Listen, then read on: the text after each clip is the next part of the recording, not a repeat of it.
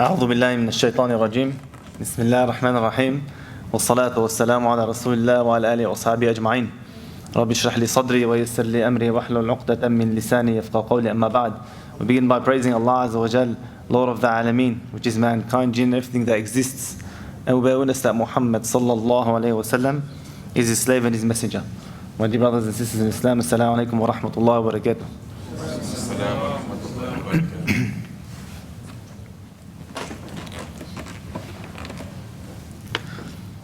SubhanAllah, I remember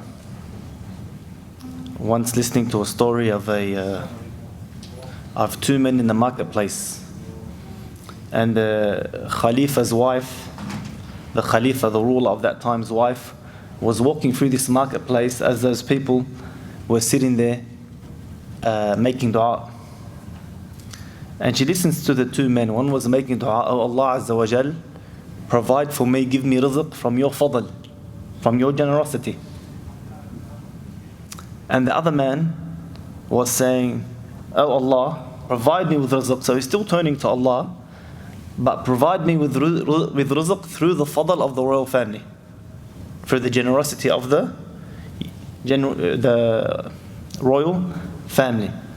So they're both asking Allah Azza wa Jal, but one is leaving it up to the generosity of Allah, and the other is telling him through the actual means in which he wants, and let the royal family come and give me a nice lump sum.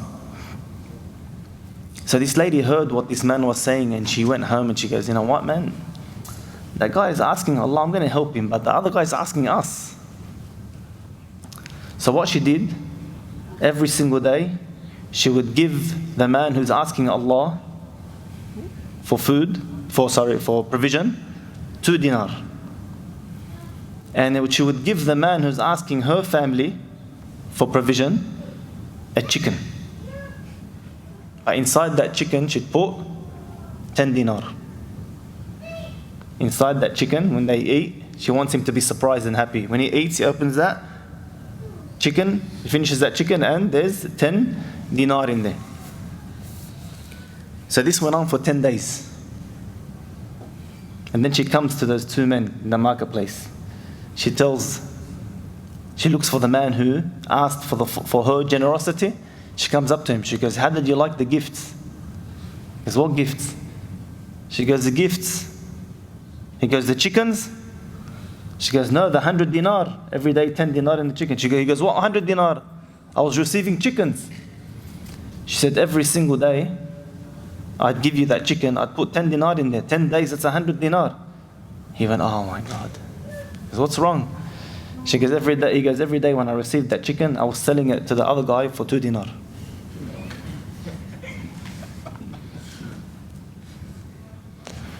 My dear brothers and sisters in Islam, who do we rely on in our daily affairs?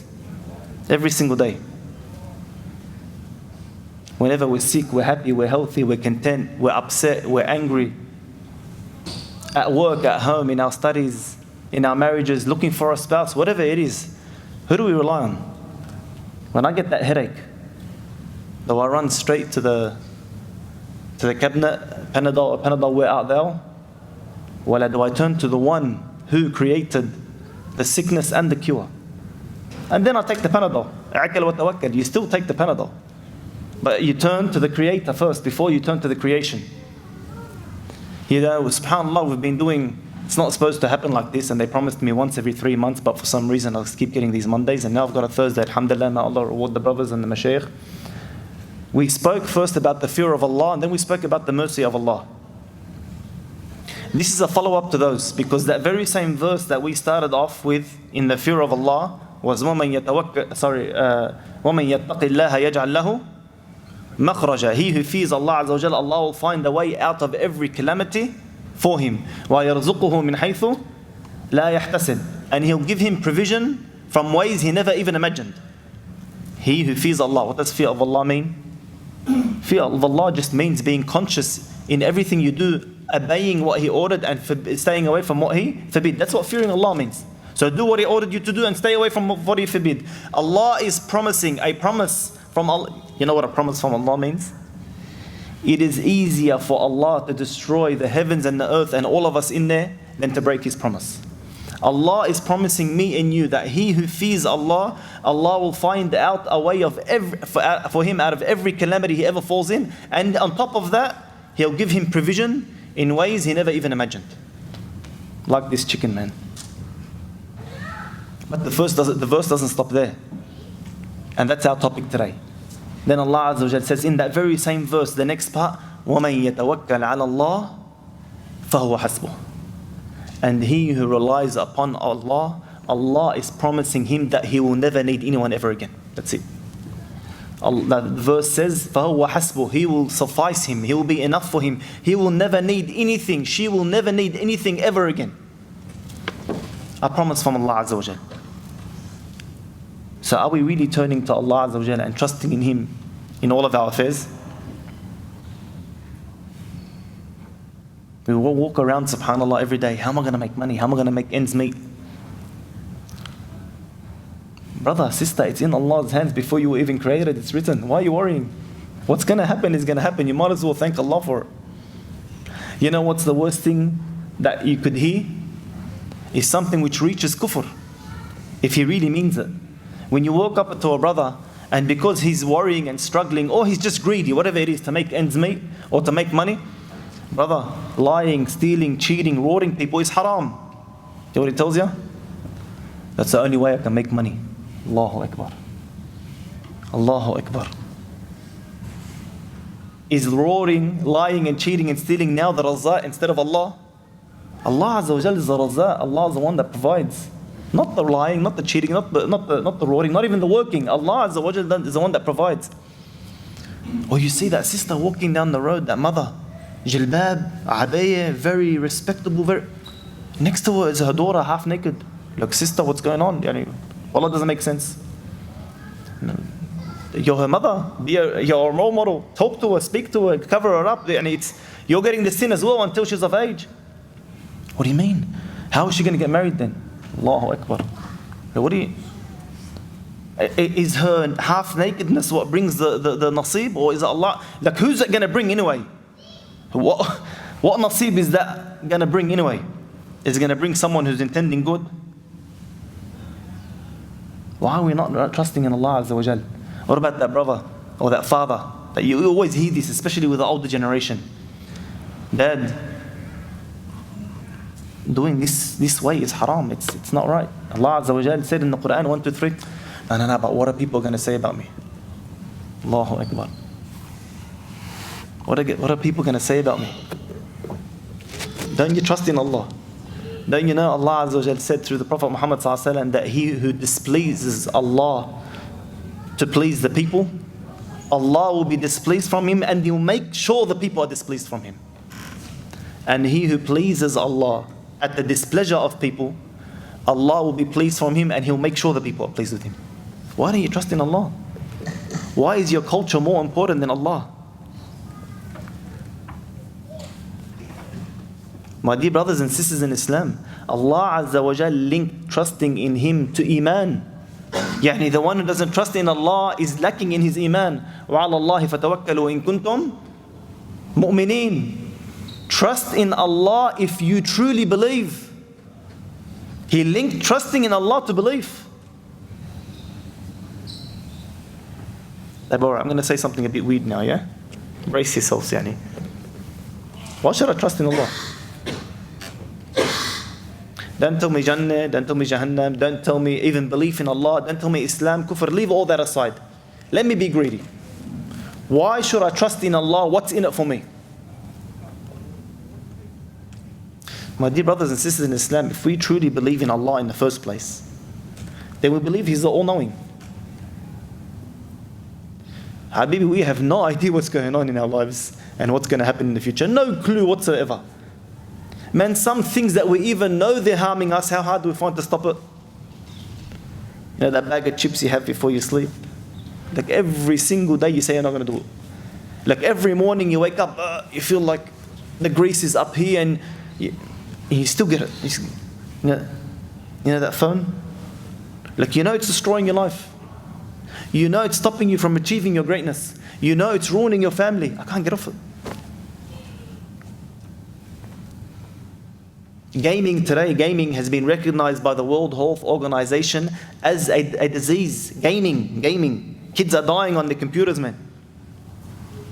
Gaming, they're opening up centers. I just saw it on the news a few days ago. They're opening up rehab centers for gaming. 5-6 grand a pop for one rehab session.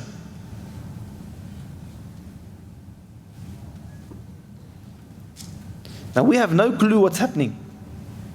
And what happens, I ask you about Allah, to that person who's addicted to those chips or to that gaming or to that social media on his phone? What happens when you take it away? He knows it's destroying him. What happens when you take it away? He chucks the biggest fit. Isn't that right? Like, it doesn't show you how hopeless we are. That's why we need to trust in Allah. We're hopeless, no clue. You know, the example I like to give, I like to use my kids as an example. I know when they grow up I'm going to get in trouble for this, but khalas, they're young, we'll get away with it for now, inshallah. I've got 3 daughters under 5. So I've got a boiling kettle here. I've made some tea for myself and I've got a boiling kettle here. All of a sudden my daughter comes and she's saying, what's that? And she's trying to reach out and touch it. Me as a father, I know she's going to burn herself. What am I going to do? What am I going to do? Let her touch it? Throw it on her? What am I going to do? Stop her. As a father, I know this is going to harm her. I have to stop her, right? But here's the catch. While I'm stopping her, she's trying to push away and she's chucking the biggest fit to touch that boiling kettle that's going to burn her. That's me and you. Allah stops something from our lives because it's going to burn us. It's going to cause us harm. And we sit there, why? Why? Allahu Akbar. Trust in Allah. Brother and sister, trust in Allah Azza wa Jal. He knows best. We have no clue. Like, we're sitting there, not only do we not know that's going to harm us, we're chucking a fit. We're chucking a fit at something which Allah Azza wa Jal is trying to protect me and you through. Just like that king. The story goes, there was a king back in the days, he used to love hunting. He used to have an advisor that always used to say it, have a famous statement. That famous statement was, khair inshallah. Khair inshallah. Inshallah it will be good. Khair inshallah. Everything that would happen, everything that he would do, khair inshallah, khair inshallah. One day, they're on a hunting expedition. The king gets into an accident and chops his finger off. And in that moment of anger and in that moment of pain, while he's screaming and wailing, what does the advisor say? Khair inshallah. He said, like that? He goes, my finger getting chopped off is good? Khair inshallah? Grab him, he's a traitor, he's a this, throw him in prison. The guy goes to prison, months, years, Allah alam how long. A while later, the king is out there again, Mabit Allah, on a hunting expedition, and they get attacked by cannibals. Him and his party, they get attacked by cannibals. And as they take these people to their, tribe, and put the boiling oil, the boiling water on that fire, putting in some fruits and veggies is all in there to make it taste well. They're about to start cooking them one by one. They grab the king. I think they kill several of his soldiers. One by one they throw him in there. They get to the king. They're about to throw him in. And they see that he has a part of his finger missing. So they looked at him like that and they told him, we don't sacrifice anything to our God that's incomplete. So they let him go. They wouldn't sacrifice him to their God and eat him because he's incomplete. So this man, dumbfounded, he's running back home. Who's he thinking about? Ya Allah, how I oppressed that advisor of mine, that close friend of mine. So he runs straight to the prison. He pulls him out and he says, forgive me, I'm sorry, I did this, I did that. 1, 2, 3 happened, I should have trusted in you, I should have trusted in Allah Azza wa Jal. So the advisor looks at him and he says, khair inshallah. So the guy looks at him like that. He goes, what do you mean? He goes, it's khair that I was here, because if I was with you, I'm complained, I'd have nothing missing. They would have killed me. My dear brothers and sisters in Islam, what's the lesson for me and you? Wallahi, something even as horrible as losing a hand, losing a limb, copying cancer, whatever it is, may Allah protect us and our families.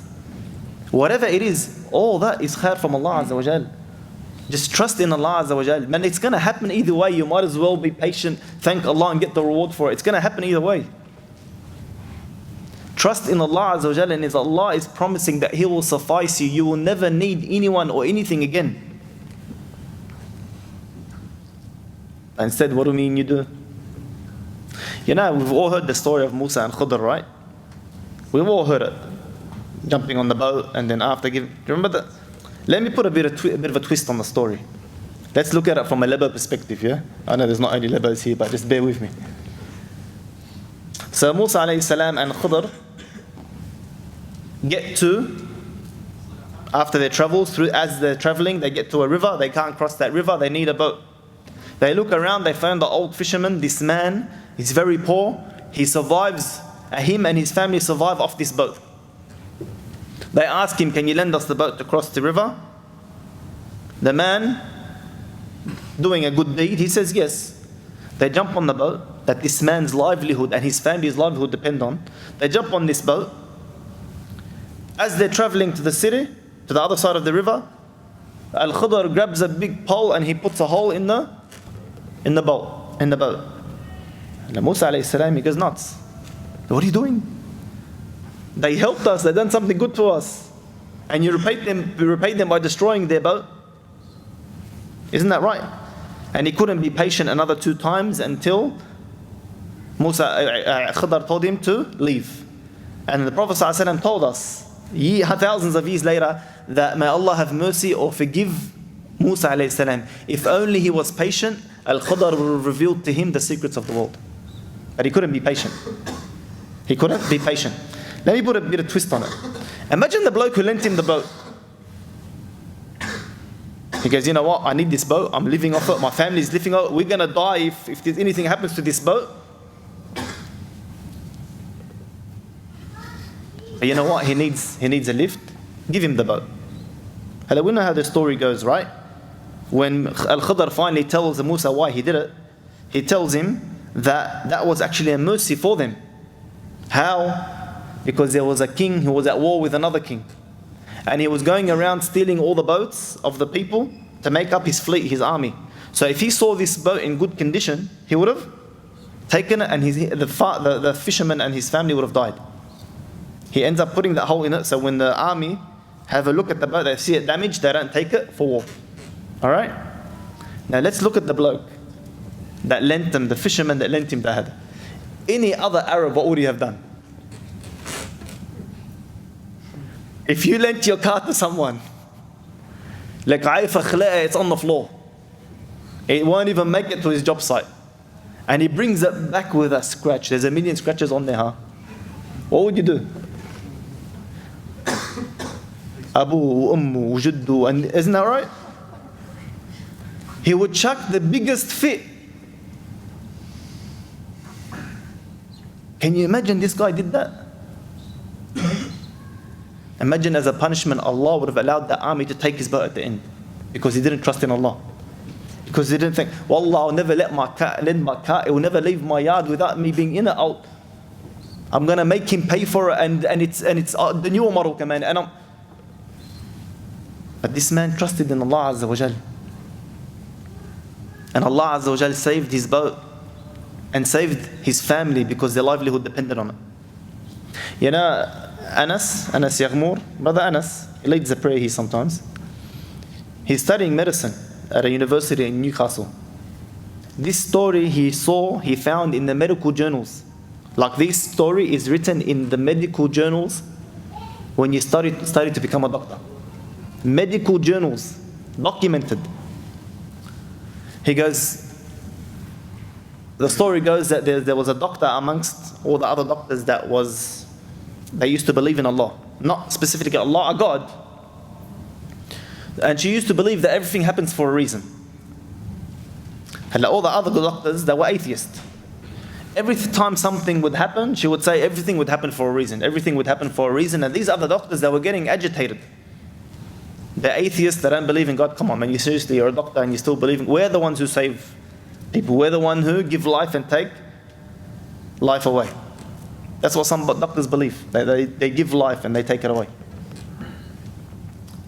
So After a while of being agitated again and again, one day an 11-year-old girl comes in with a knife in her head. 11-year-old girl comes in with a knife in her head.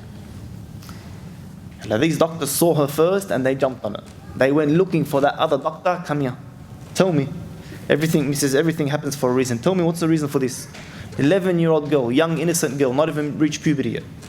Her mom and dad get into a big argument. They throw around knives and the knife lands in the girl's head. What's the reason for this? And the doctor, obviously, we don't know the reasons that Allah Azza wa Jal does things. So she went quiet. But it didn't last long. They took her to the MRI or to the scan or whatever it is to do a scan to see how they can remove that knife without damaging her brain. And they find right under the tip of the knife a malignant tumor. A tumor that wasn't yet cancerous. If you leave it a while, what happens? It becomes cancerous and it's going to kill her. They find right under the knife a malignant tumor. My dear brothers and sisters in Islam, trust in Allah Azza wa Jal, and Allah Azza wa Jal will suffice you. He'll take care of everything. You'll never need anything or anyone again. And I'm going to mention the rest of that verse at the end of this talk. There's still more to the verse, but we're still stuck on that part. Whoever relies upon Allah, Allah Azza wa Jal will suffice him. She will never need anything ever again.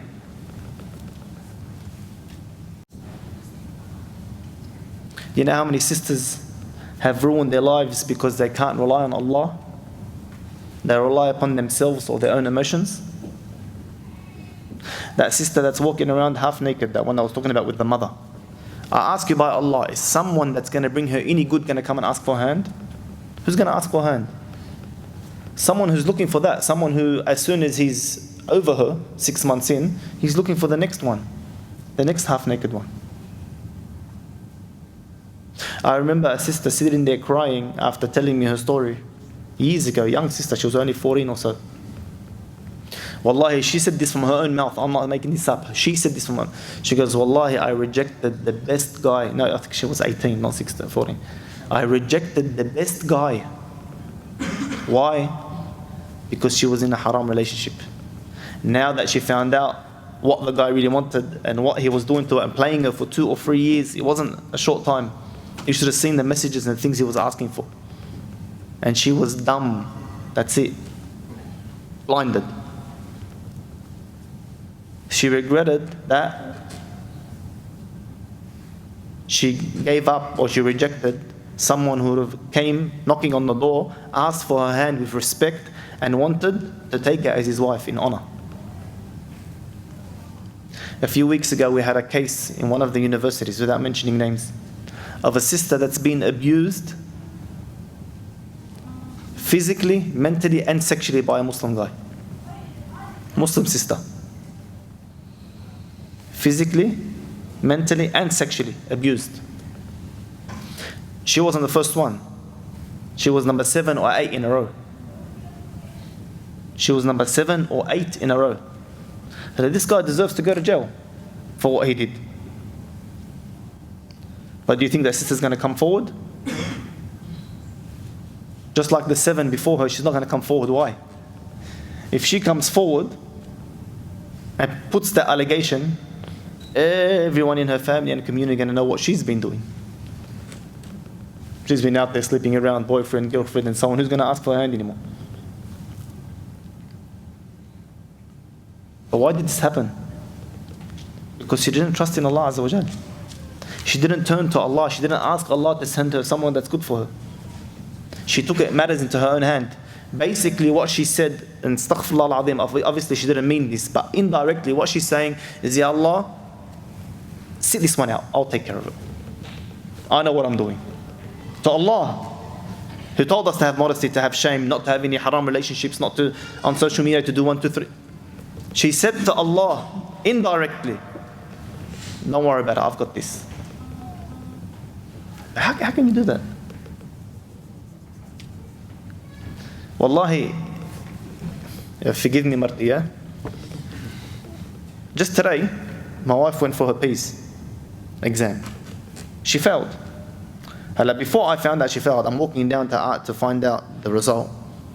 I'm thinking to myself as I'm going down the escalator in Bankstown, And no, inshallah she passes. Then before I even finish the sentence, I go, no, I'm not going to ask for her to pass. I want to ask Allah to give her whatever's khair for her. What if she passes, she goes in for a drive and she kills herself and my 3 kids buried the shar? Brother, sister, wallahi, the ulama of the past, they used to be scared to ask for anything specific. Ask for Allah to give you your khair, the khair. How do you know it's going to be khair for you? Trust in Allah Azza wa Jal. Sister, that's out there, doing the wrong thing, with the wrong people, sending the wrong messages, getting into relationships that are haram. Now what are you doing to yourself? How do you know that this person is going to treat you? Well, just because you're in love, he's going to treat you good. How either naive can you be, or proud and arrogant that you think you're going to have something that no one else had? How do you know he won't divorce you? How do you know that sister that you developed a haram relationship in 2 years, 3 years time takes you to court and takes your kids away? How do you know you won't live with him in absolute poverty? How do you even know if they can have kids? Do you know how many marriages that's broken? Do you know how many people have approached me, my sister can't have kids, can you find someone for her? My brother can't have kids. And these are people in relationships, the people can't handle it. The spouse, in the beginning, love will hold you off for what, a year, 2 years, 3 years, but like, come on, man. One of the families that approached me, one of the brothers that approached me, he's been married for 8, 9 years, maybe 10 years. Do you know what broke the marriage at the end? It was the wife not being able to have kids, but his family, they couldn't take it anymore. We want grandkids. They put enough pressure on him and isolated the wife that much.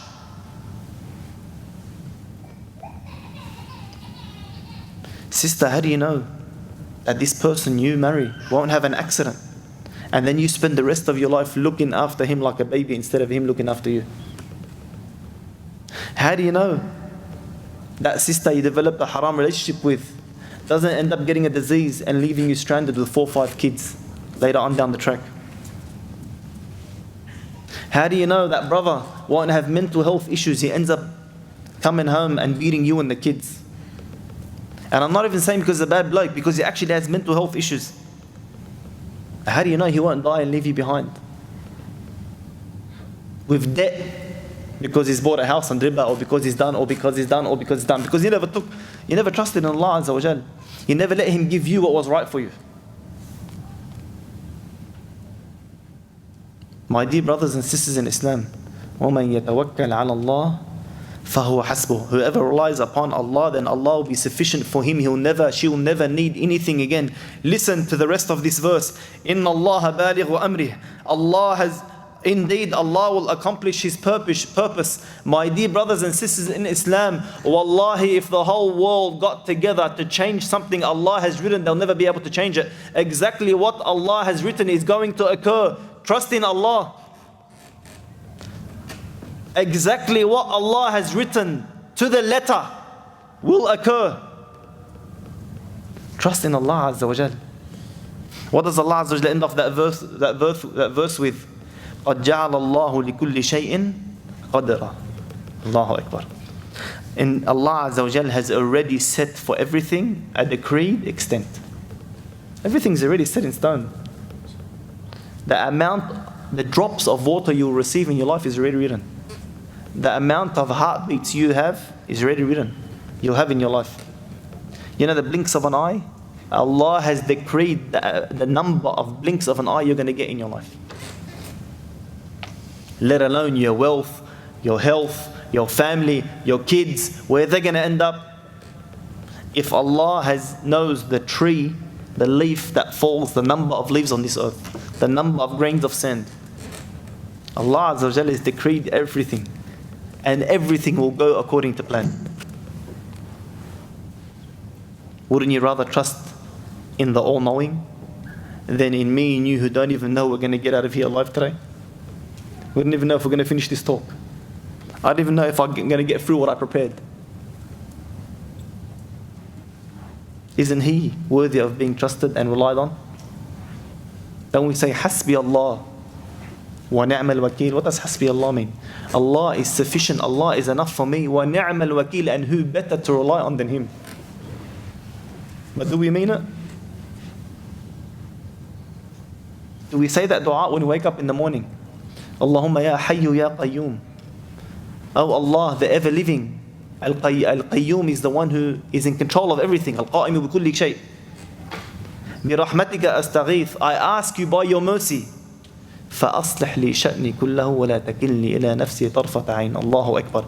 Oh Allah, the ever living, the one in control of everything. I beseech your mercy. Please take care of all of my affairs and don't let me be in control of them, of my own affairs, for the blink of an eye. You know what that's doing essentially when you say that dua? You're saying, Ya Rab, here, this is me, it's yours, take care of it. This is me, my life, my affairs, everything. My trust is on you, you take care of it. How could you go wrong? If Allah Azza wa Jalla is taking care of your affairs, how could you go wrong? But you have to trust in Allah Azza wa Jalla. And to trust in Allah Azza wa Jalla, you have to what? What was the beginning of that verse? You have to? Are you with me? And where's the stick, man? وَمَنْ يَتَّقِ اللَّهَ.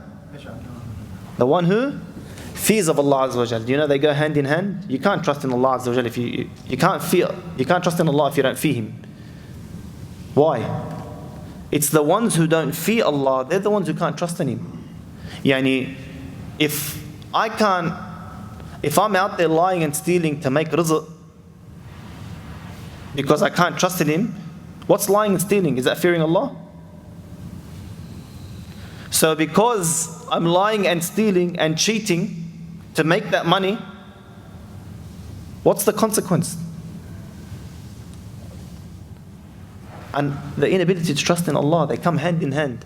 You can't fear Allah if you can't trust Him, and you can't trust in Allah if you don't fear Him. I remember a story of Abu Bakr al-Baqillani. This man was a scholar of the past. He used to live in Mecca. And this guy used to go hungry so much so, one day he starved, he was so hungry, he was actually walking through the streets of Mecca at night because he was so hungry he couldn't sleep. Can you imagine that? Now we can't sleep sometimes because mashallah فقنا ساعة واحدة أو ساعة ثانية, we wake up 2 o'clock. This man was there in bed, he couldn't sleep because he was so hungry and in such pain out of his hunger. So he gets up and he's walking through the streets of Mecca out of hunger. He gets to his doorstep. As he's about to walk into his door, he sees a small silk pouch on the floor. He picks it up, he opens it, and he finds in there a gold necklace. This gold necklace was so expensive, like you could see just by holding it, just by seeing the gems that were on it, that this thing was extremely, extremely expensive. He looks around, who am I going to give it to now in the middle of the night? I'm not going to find anyone. Because tomorrow, inshallah, I'll look for the owner. No, I'll put it in my pocket. No, it goes to the bank account. No, it's on my wife's finger or my wife's neck, or my missus, the one on the outside, the second one, the third one. He goes in the house. It wasn't a few hours, and he hears someone walking through the streets calling out, "Whoever finds a silk pouch, I'll give him 50 dinar." And this guy is starving. This guy can't even sleep. That's how hungry he is. So he comes outside. He goes, "Describe the silk pouch." He described the silk pouch. He goes, "What's in the silk pouch?" He tells him what's in the silk pouch. He goes, "Describe the necklace." He described the necklace. He goes, he described all the way down to the place where you tie it. So he goes, "This is your silk pouch here." So the guy jumps on him, he hugs him, "Thank you very much. Here's the 50 dinar. He goes, No. Now hold on, you're starving. He goes, No. I can't accept that. He goes, "Why? I made that condition. Whoever gives me the silk pouch, I'll give him the 50 dinar. He goes, No. Returning the silk pouch was my wajib. It's fard on me. Do I pray and then get money for it? It's fard for me to return the silk pouch to you. I don't deserve that 50 dinar. This guy is starving. This guy is starving, he hasn't eaten in days. And he refused to take that silk pouch. And the old man goes. A little while later, he couldn't, Abu Bakr al-Baqillani, he couldn't handle living in Mecca anymore. And Allah Azza wa Jalla tells us, if you find that difficult in a place, in a city, then travel through the earth, for very Allah Azza wa Jalla's earth is vast and plentiful. So this man jumps on a ship and he's traveling to another land, another city. On the way, alhamdulillah, his luck, there's no such thing as luck. His haz was that the ship sinks and everyone on it dies. He manages to get on a plank of wood and he's floating in the water for days. He's about to die till he just wakes up on a shore. Doesn't know where he is. Wakes up, starving, burnt. Immediately he makes sajda shukr and thanks Allah for leaving him, keeping him alive. And he goes to the nearest watering hole or river, he drinks, he washes himself, and then he's hungry, he's thirsty, he's got nothing anymore. What's he supposed to do? So he goes to the middle of the city, he finds a masjid. He walks in the masjid, sits in the mosque and he starts to read Quran. As he's reading Quran, some people are passing by, they come in. They go, do you know how to read Quran? He goes, yeah. They go, would you teach us? So now he became a Quran teacher with a wage, teaching the people Quran. A little while later, he's in between classes, whatever, he's sitting on the side and he's reading a book. Or they ask him a question and he responds, do you have knowledge? He goes, yeah. They go, would you teach us? Now they're paying him as a scholar. So he became the imam, he became the Quran teacher, he became the scholar. He was very well respected and loved in the city. They didn't want him to go because they didn't have any other teachers around. So they said, stay with us and we'll marry you off. He goes, all right, who do you have for me? They go, there's this orphan girl. Her dad passed away not long ago. He's got no family, no relatives, no brothers, no sisters, no uncles, no aunties, nothing. She's left alone. She'll be perfect for you. You've got no one here. And you'll be perfect for her. She's got no one here. So he said, all right. They do the contract. They meet. On their wedding night, he enters the room. And he stands there, shocked and frozen, until the girl gets upset and runs away. News goes out in the city, what he did. People come running. What are you doing? You broke the girl's heart. She's a young orphan, she's kaza. What would you... And he tells them the story. Do you know why he froze? Does anyone know why he froze? Yeah. He found on her neck the necklace that he gave back. Now as he's telling them the story, the people start to scream. The people around him start to scream. So what's going on? They call everyone comes running. Look, what's going on? Come, you have to hear this, you have to hear this. They listen to the guy's story and then they start to scream. Now I was standing there, what's going on? I thought I was telling the amazing story, now he's... They go, this girl's father used to walk around in the last few months of his life saying there is no more righteous, honorable person on the face of this earth than that man who gave me the silk pouch. I ask Allah Azza wa Jal to unite him with my daughter for marriage.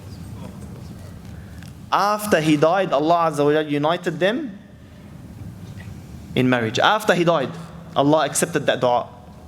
And that silk pouch came to who? Came to who?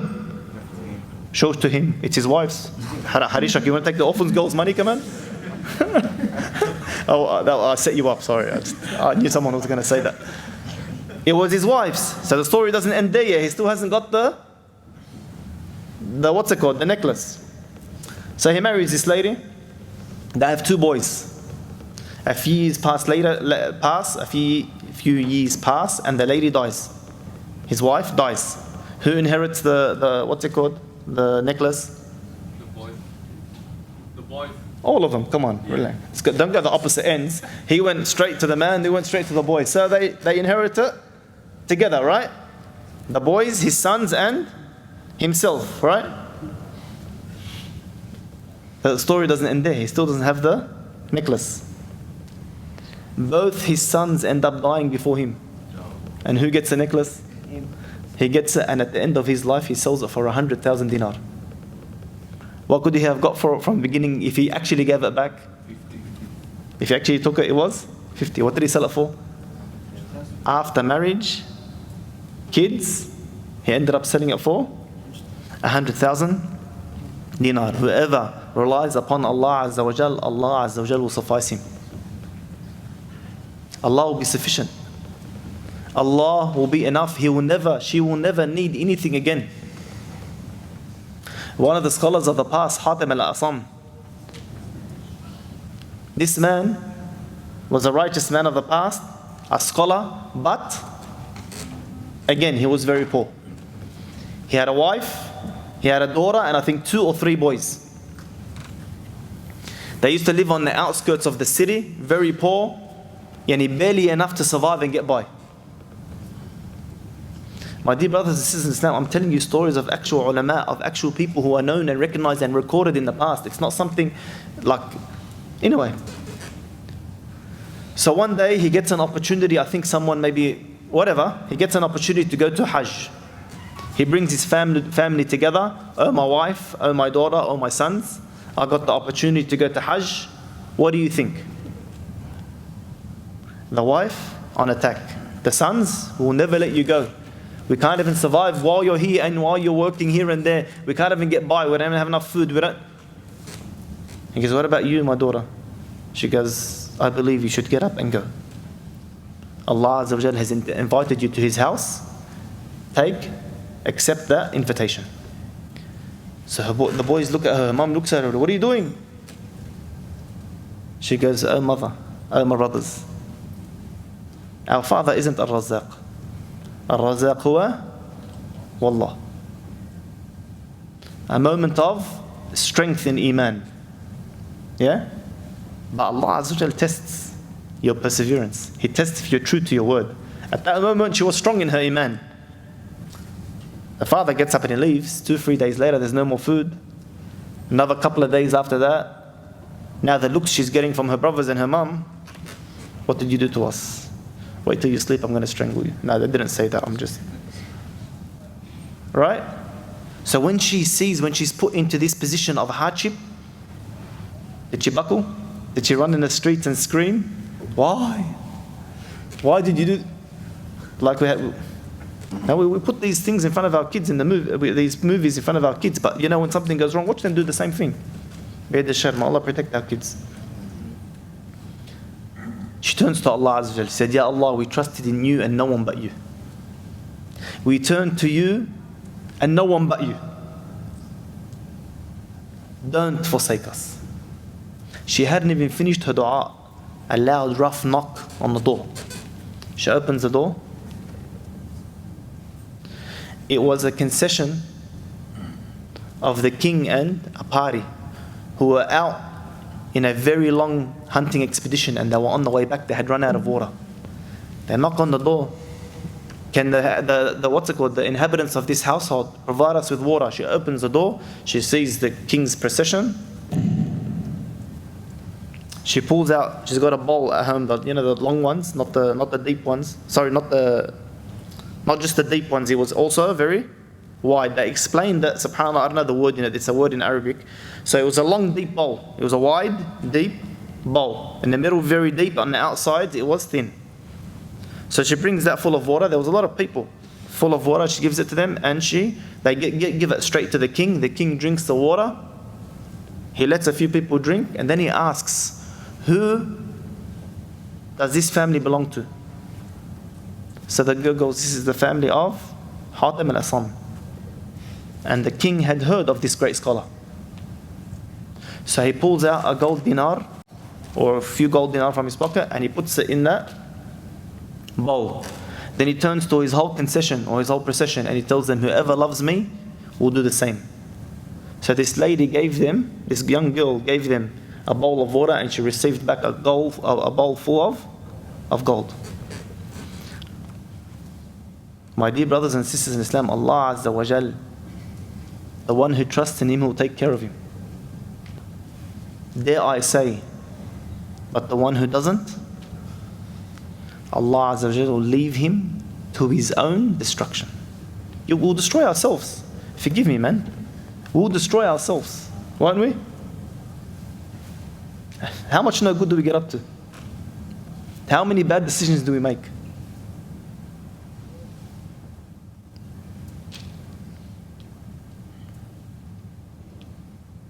And these are in things which are secondary, to say the least. Money. Money is secondary. You can get money, it'll come and go throughout life. Wallah, the richest people today, sometimes they don't have money in their hands, right? It's all wrapped in their investments or in their properties or whatever it is. Money comes and goes. And Allah Azza wa Jalla is telling you, trust in Him with this. Imagine if it's something that is not in your control, that doesn't come and go.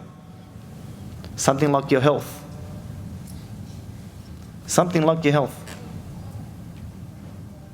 If one of us got cancer, ba'id al-shar, what would you do then?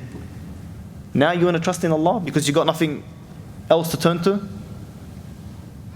The brother here in our areas, I'm not going to mention the area, the rich guy a few years ago, he got cancer. The doctors told him, don't even bother, don't even try chemo. Mind you, they make a lot of money off chemo, so it was surprising, but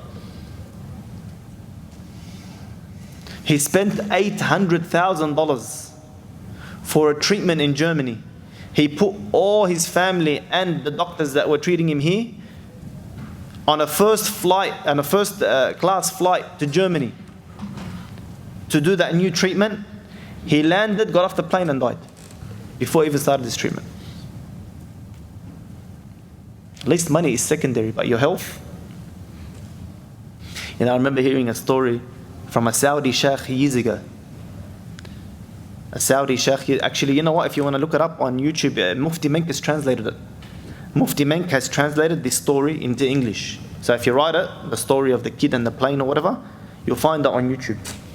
So this Saudi guy, this Saudi prince, or this Saudi person, I don't know what he was actually telling him the doctor of this story actually came to me and told me the story from his mouth. So it wasn't.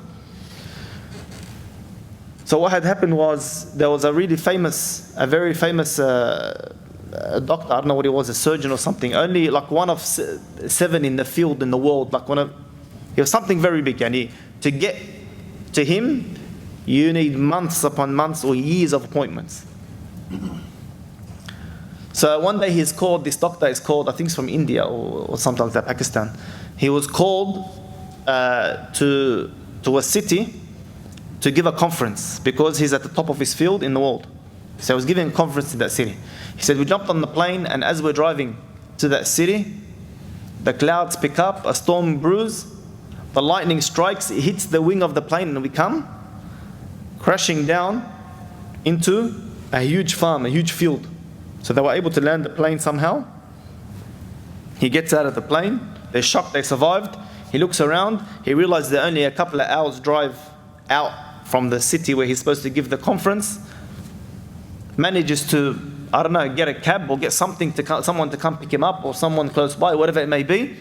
He jumps in the car and they're driving down the road to get to that conference. As they're driving, the rain picks up, the wind picks up, a storm picks up, the car gets bogged in the dirt. So this doctor now he jumps out of the car and is trudging along in the dirt, in the mud, to a little farmhouse he sees in the distance.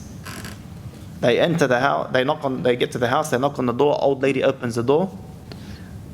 Oh grandmother, 1, 2, 3 has happened. Do you mind if we stay here for the night until the storm picks up, or the storm stops? So she allows them in, she gives them some water, they make their wudu, they do their prayers. And while they're going through that process and they're in and out of sleep, they're seeing this old lady walk in and out of the other room to something on the bed, something small on the bed. So after a while they get curious, they walk up to this lady, they tell her before they leave, and no, look, we're going to leave, thank you for the hospitality, so on and so forth, but please let us know what are you doing? What's there in that bed? And then she tells them the story. She tells them, my kid, my son, and his wife died. They left me behind this young grandchild. But this young grandchild of mine has a sickness, has a disease. I've been to every single doctor and every single hospital in the city, and no one can help him. And every doctor, every hospital, every place I would go, they would tell me that no one could do this operation, no one could help him except for the doctor Al-Fulani. And he burst into tears. It was him. Allah Azza wa Jal brought down the plane for this young child. Allah Azza wa Jal broke down his car, bogged his car for this child. Allah Azza wa Jal made this famous doctor trudge in the dirt, in the mud, because this child and his grandmother trusted in Allah Azza wa Jal. My dear brothers and sisters in Islam, he who trusts in Allah Azza wa Jal, Allah will suffice him. But he's a big exception. And this is where the difficulty lies. Does anyone know the condition of trusting in Allah Azza wa Jal? What's the condition? Yeah, so fearing Allah Azza wa Jal and trusting in Him, there's a condition there. Something has to occur. Action? Iman? Taqwa? Patience? They're all correct. I'm looking for something specific. Good deeds. Good deeds? Tragedy? You're dangerous, bro. You know, subhanAllah, Trust. for years, the type of trust, that's what I want to talk about. For years, I used to translate a verse, right? I used to give it in my talks, never recognizing the second part of that verse. So in one of the ayat, Allah Azza wa Jal says a famous statement, an amazing principle in our deen that is very, very dangerous. Allah Azza wa Jal says, ما كان الله ليذر المؤمنين على ما أنتم عليه حتى يميز الخبيث من الطيب. Allah Azza wa Jal will not leave the believers upon what you are upon. It goes from third person to first person to be specific to me and you. He will never leave you upon what you are upon until He distinguishes between the liars and the truthful. The truthful and those who are false. The clean and the dirty. Al-khabith min al-tayyib. The clean from the dirty. Yani Allah Azza wa Jal is going to test me and you in our statement of La ilaha illallah. He's going to test me and you in our statement of what? Of trusting in Him. It's not going to come easily. But I never used to focus on the second part of the ayah. Allah Azza wa Jal says in the second part of the ayah something which is the condition I'm talking about. He says, وَمَا كَانَ اللَّهُ لِيُطْلِعَكُمْ عَلَى الْغَيْبِ. Allah Azza wa Jal, it is not befitting of Allah. وَمَا كَانَ اللَّهُ لِيُطْلِعَكُمْ عَلَى, to show you the future. To show you the ghaib, that which is hidden. What does this mean, my dear brothers and sisters in Islam? And then he talks about the prophets. وَلَكِنَّ اللَّهَ يَجْتَبِي مِنَ الرُّسُلِ مَنْ يَشَاءُ. My dear brothers and sisters in Islam, this condition is telling me and you that don't think trust is going to come easily.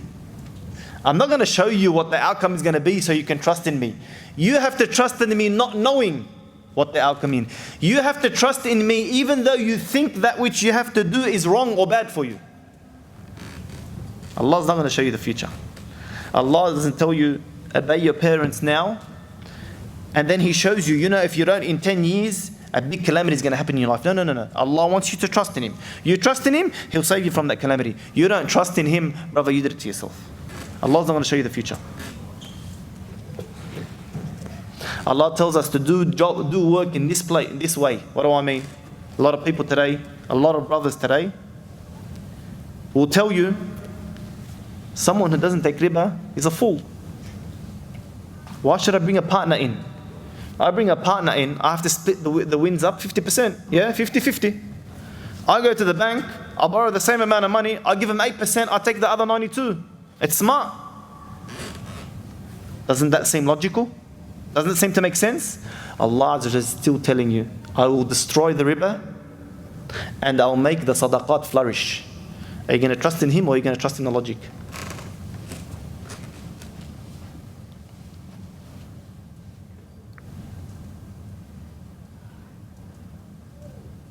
Allah Azza wa Jalla is not going to show you the future.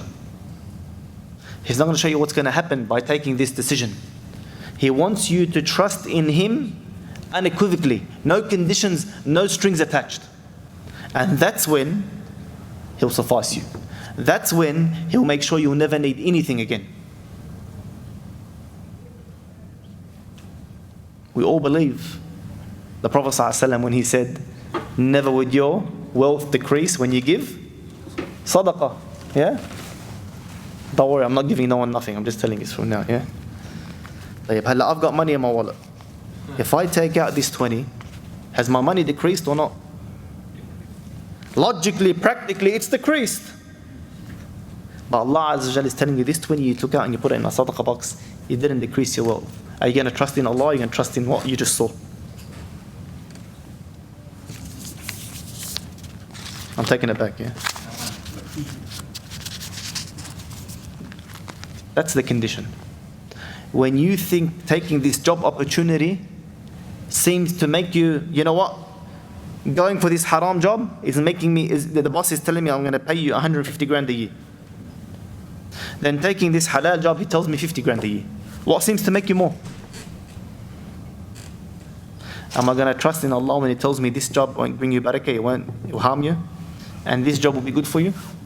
Or am I going to trust in what I see in front of me, the logic or the practical? Allah Azza wa Jalla is never going to show us, if you take this job, the extra 100 grand you get, He'll make you put it on your health. In and out of the doctors. He'll make you put it on a disabled kid. Or He'll make you put it on this or that or the other. Or your house will be lost in the fires or in the hurricane or you'll be locked up. You'll never even be able to benefit from that wealth. Allah's not going to show you the future. Allah's going to tell you, here's your options. You either trust in me and I'll suffice you, or trust in yourself and lead yourself to destruction. I don't care. That guy seems to like me. He's saying all the right things, he's showing all the right signs, and he's promising to marry me. Allah Azza wa Jalla is telling us, or is telling her, do the right thing. If He likes you, let Him come and knock on the door. If He loves you, He wouldn't dishonor you by trying to take you outside of the household. Am I going to trust in Allah, or am I going to trust in that guy? Allah Azza wa Jalla tells the sister to cover up, dress properly. Trust in Allah Azza wa Jal that doing that will send you the right person.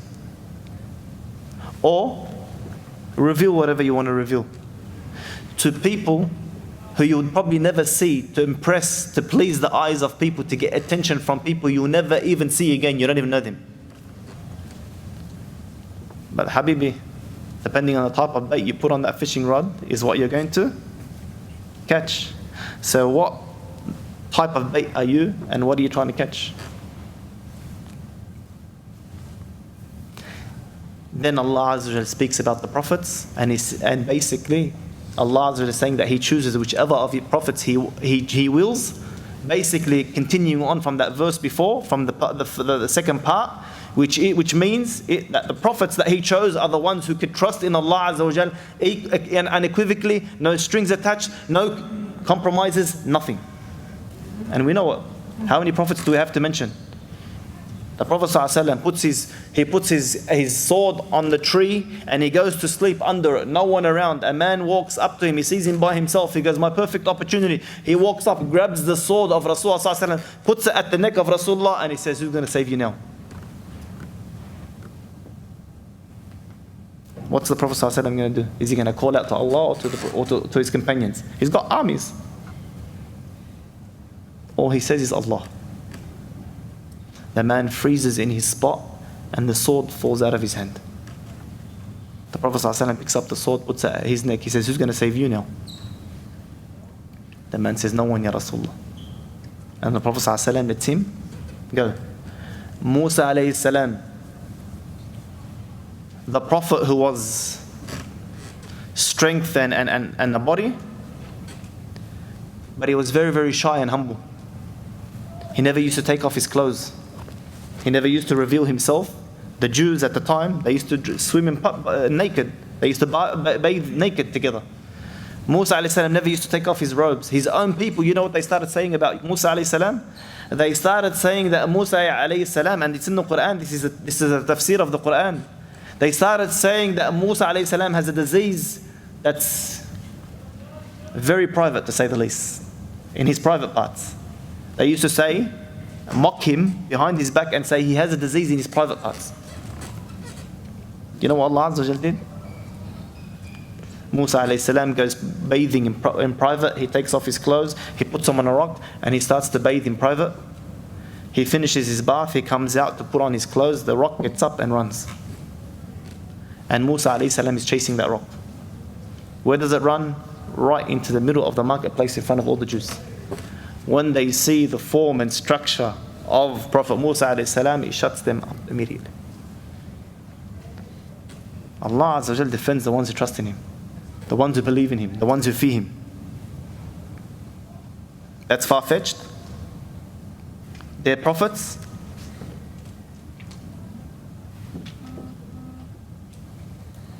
Does the Quran not apply to me and you as it did to them? I remember one of the mashayikh, I'll end off with this, inshallah. I remember one of the mashayikh mentioning, actually not one of them, I heard this story from at least 5 to 10 mashayikh, different ones, back in the days of the VHS. Do you remember the VHS?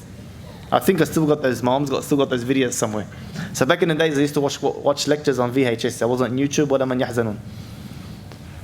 So I remember this shaykh saying, or several mashayikh saying, I think one of them is in Australia now, he's in Melbourne, Shaykh Yahya Ibrahim, if I'm not wrong.